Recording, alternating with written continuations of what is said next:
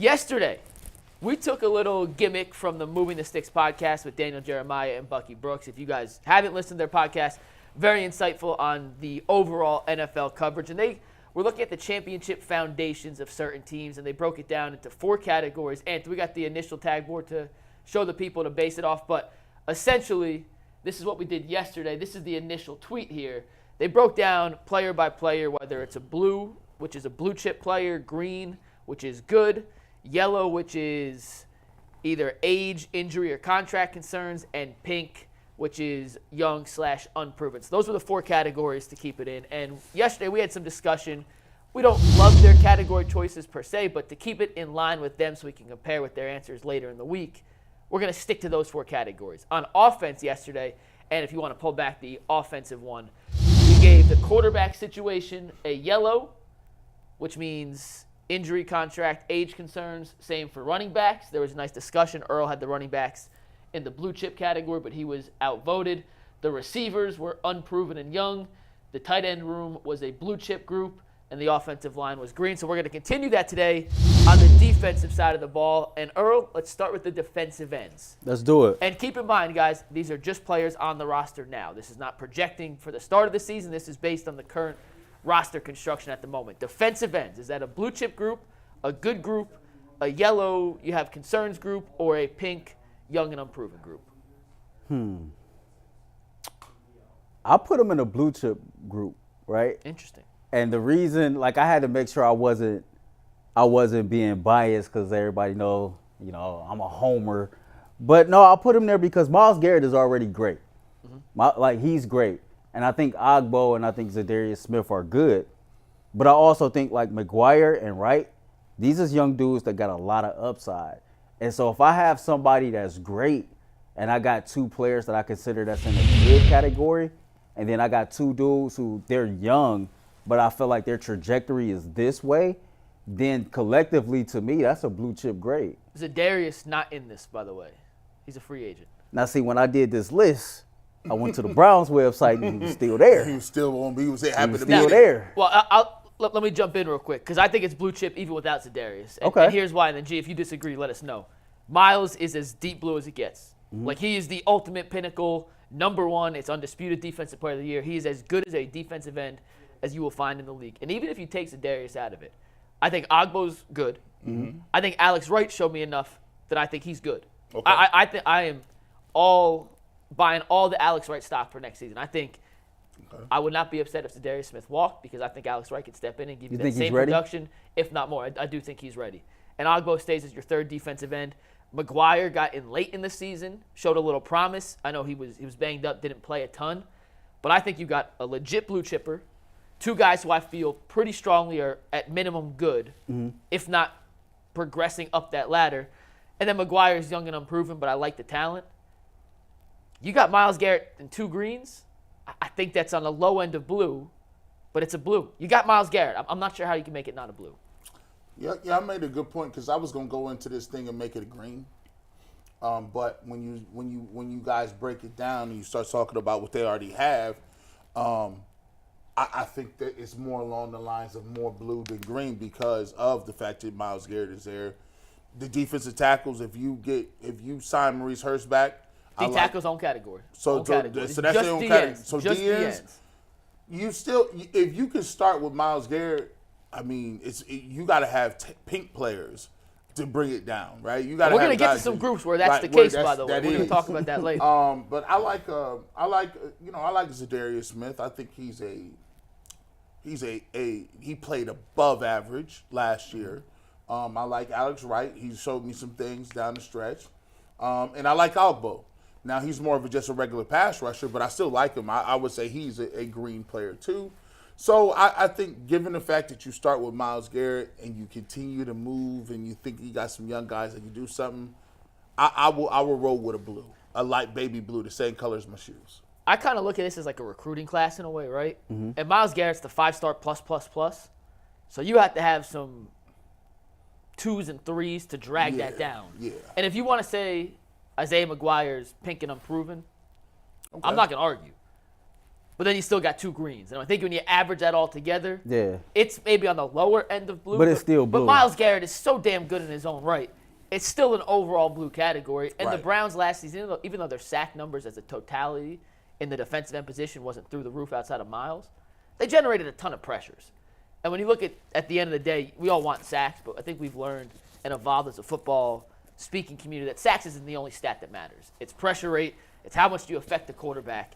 And Za'Darius, I know he's not necessarily in this, but Za'Darius, Alex Wright, Ogbo, and Myles, of course, all had tremendous analytics in how quickly they got to the quarterback, how much impact they had on the opposing quarterback in terms of making his first read and/or having to pivot off that first step, find his second option, and then making him move out of the pocket. So at the end of the day, you got Myles Garrett. You're going to have to argue me that it's not a blue chip group, but I don't think anyone's trying to make the case that this is a yellow or a pink. No. So we're all in agreement. And blue chip for the defensive ends. The defensive tackle, G, this is your bread and butter. How would you grade the Browns' defensive tackle crop? Yeah, this ain't no blue chip. This is more like it's a green. You know, I think they're good. I like Shelby Harris. You probably can bring him back on a 1-year deal. Maurice Hurst, you could probably bring him back on a short-term deal. I like what Tomlinson gave you in spurts. He's a good defensive tackle. I thought Jordan Elliott played a lot better than what he, had shown previous to that. So for me, I like the room. Unfortunately, you're not going to be able to be a blue chip everywhere. That's just what it is. And I think it's fine if you can go with good, right? If you got blue chip DN mixed with green, that's good enough right there. Especially if you're gonna have a defensive player of the year. So I would go with the green on this one. Now, could I nitpick if somebody said, look, to me it's yellow, given the fact that, hey, Shelby Harris, okay, but he's a 1-year guy. He's not young. Maurice Hurst got injured last year. Dalvin Tomlinson's a nose tackle, so you're not going to get much production in terms of sacks or anything from him. So I would go with that as yellow. Now, I wouldn't be mad at you. I would just say that given the way that the defensive tackles played last year, and if they bring those guys back, I would lean more towards a green than a yellow. I definitely would be mad at you if you said it was yellow. To me, it's green because if you look at this position group, I think what's dope about this group is not a single player that's considered a defensive tackle that you would say is a top 10 player at their position. Tomlinson probably falls somewhere between 15 and 20. I think same thing with Maurice Hurst. But what I found to be really, really cool was out of 130 defensive tackles that was ranked by PFF, 3 of those dudes finished within the top 57. And so collectively, as a unit, I think they're very good. I think Dalvin Tomlinson is really good. I think Maurice Hurst is really good. As you alluded to, Shelby Harris, right? Agent, veteran, contract situation. And then you have Siaki Ika, who was a rookie last year, played in 4 games, really didn't make any noise. But overall, I think it's a very, very solid and serviceable group. So I had to give it a green. All right, so either I messed up or you guys messed up. Because I have it as pink. Because they have 2 defensive tackles on the roster. That's it. We weren't including free agents here, so I didn't take Harris. I didn't take Hurst. I didn't take Jordan Elliott into consideration. Do you think they're not going to bring any of those guys back? But the assignment was today, looking at the group, the position group today. And I know with linebackers, Earl, we're going to get to, the linebacker room's kind of empty too, and I don't want to give my answer away now, but I gave it a pink because you got Dalvin Tomlinson and Siaki Ika, and then you got the Will Smith meme standing in the room by himself like, where y'all at? So I didn't, in my evaluation of this, because they're currently pending free agents, I didn't take Harris into consideration. I didn't take Mo Hurst. I didn't take Jordan Elliott. And if I'm just going off Dalvin Tomlinson and Siaki Ika, Dalvin Tomlinson is about to turn 30 years old, G. He was fine this year. He was perfectly fine. I don't think he was great. I thought it was okay. Serviceable, solid. You take that every day of the week, but I didn't think he was anything special. And Siaki Ika played in 4 games. I don't recall him making a play. Maybe he made a play. I don't remember. He was stuck behind some good depth. I'm not saying he's a bust by any means, but I don't recall him making any impact plays. So he's obviously young and unproven. I think Tomlinson is somewhere in that green-yellow range. I do have my concerns just because he's 30 years old, defensive tackle. He makes a ton of money, but he's a good player. So I went with pink because I just don't know who the hell else is going to be in that defensive tackle room. It could be Elliott and Harris, and I'll feel a lot better about it.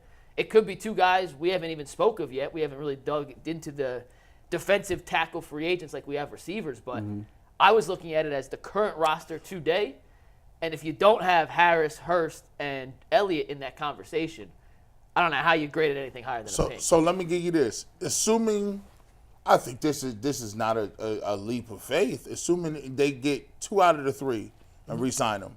Then, and for me, this is any 2 out of the 3. Yeah. If they get 2 out of the 3, they'll be green. Yeah, I Right? agree with that. saying? I agree with that. I gave him a pink because I wasn't considering them in this exercise. Yes, okay. You guys, Well, you guys yeah. were, so I think we're kind of saying the same thing, just in a different way. Yeah, But in a different time frame. so let me ask you this real quick then, because would you, for the sake of this, you gave it a green, you gave it a green. I would give it a green if they signed 2 of the 3. Take them out. Are you guys all in pink? Yeah, I mean, if you place it So, like and that, you can then give us yeah. a pink or a green, whichever one you want to go with. I went with green. Green, perfect. So we'll go with green. Let me ask you guys this before we move on to linebacker, because linebacker's a similar situation. They don't have a ton of guys under contract, so we'll do 2 answers. If you had to say today, and it's unfair because we haven't done the research, but they have to sign at least 2 defensive tackles. Do you think it'll be 2 guys that were in the system this year? You think it'll be 1 new guy, 1 guy who was in the system, 2 new guys? Who do you think? I don't need names, but where do you think these 2 defensive tackles will come from? I think it's going to be 3. I think they're going to re-sign Jordan Elliott. I think they're going to re-sign Maurice Hurst. I think they're going to trust the development of Siaki Ika. And then I think either via free agency or draft, obtain another defensive tackle that way. I would lean out. I like what you did right there. Maurice Hurst, I think he was in the top 10 for defensive tackles, recorded PFF for pass rush grade. Yep, he was. I think they'll sign him back. I think they'll bring Jordan Elliott back because he's developing. And, I was on Jordan Elliott a lot, but, He was awesome this year. He was really, he really did good. great. So I think they bring him back. I think they let Shelby Harris go. Siaki Ika will get more of those minutes and those playing time.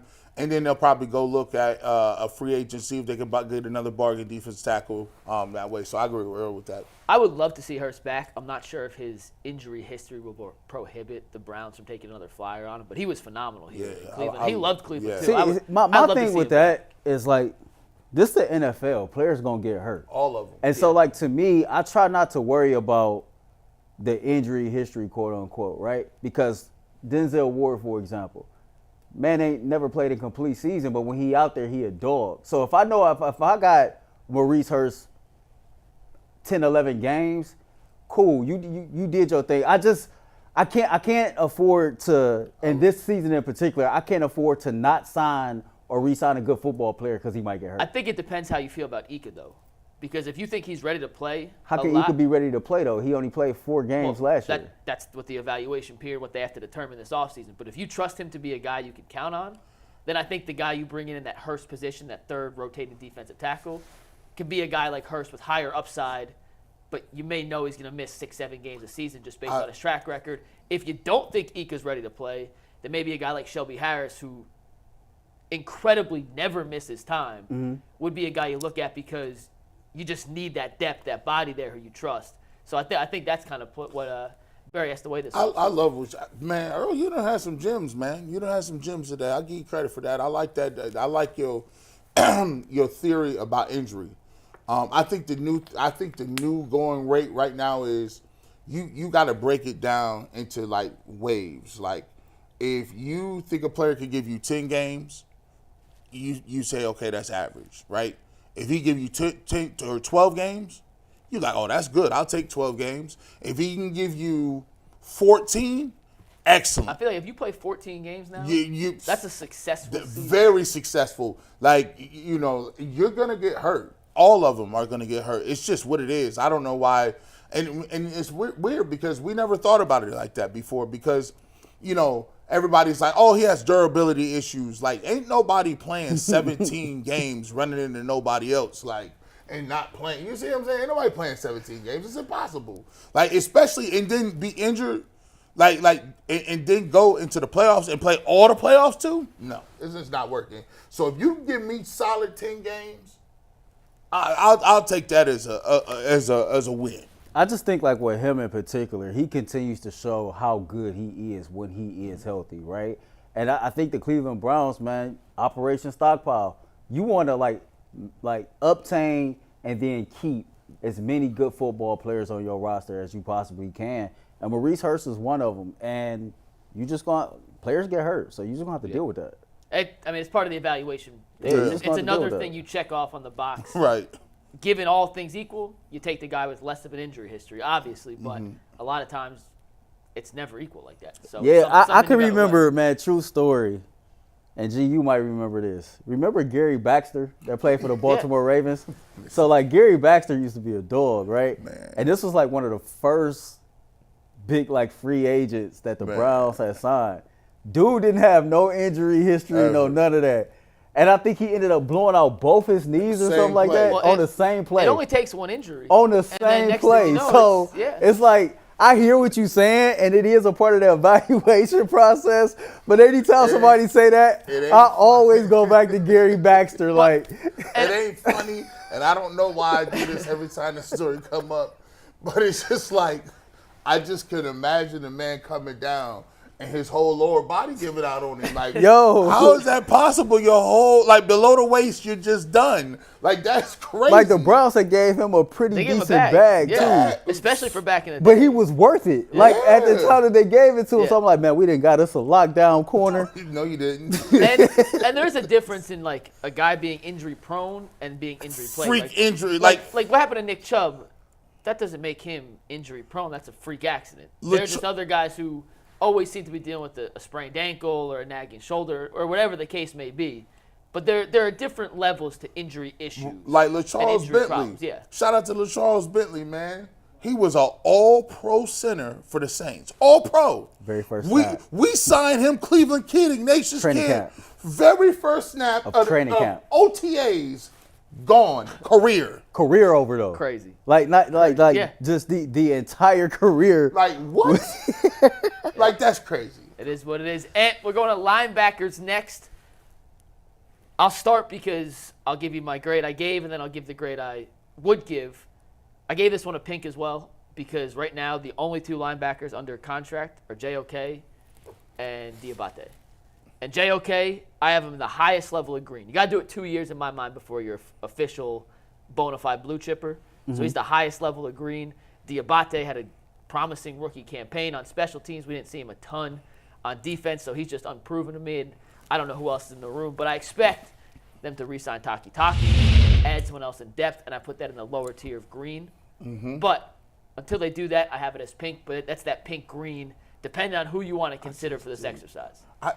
Go ahead, Earl. I'm looking up the name of this dude that So you said pink, green. I kind of had it like pink or yellow, okay?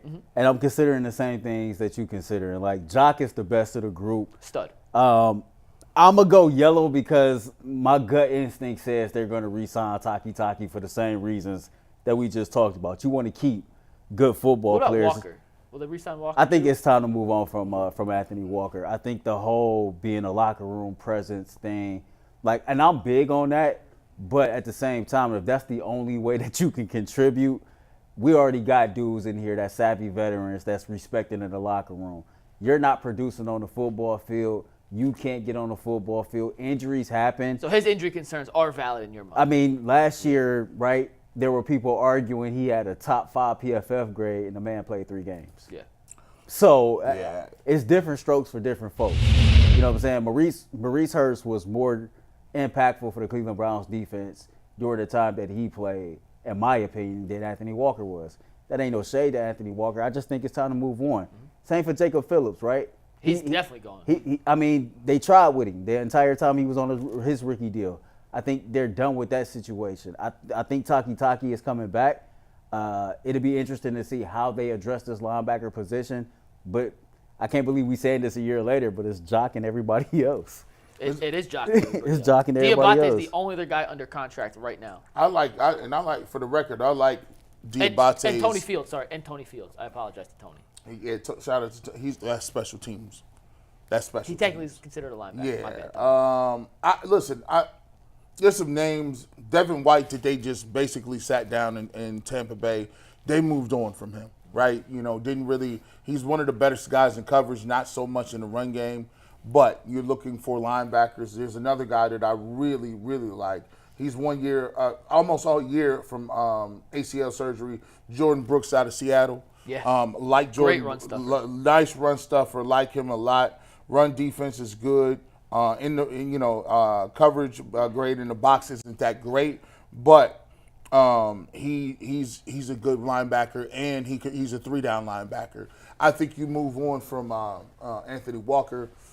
He's just his body, can't, his body, betrayed him a little bit. He's been hurt the last 3 years. I think Taki is one of the more important signings just because he's going to give you special teams, and his move to Mike Backer, to me, is his best position. Tyvis talks about it all the time.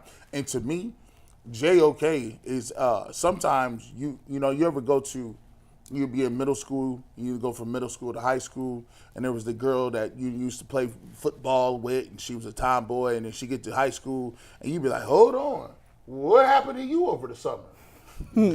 That's JOK. Like that, like go put them numbers up. Like He had an unbelievable 100 and by the way, if you want to talk about the Cleveland Browns defense, that guy was the only guy that showed up against the Houston Texans. Yep. He made play after play after play after play. 20 tackles for loss, 100 tackles, 3.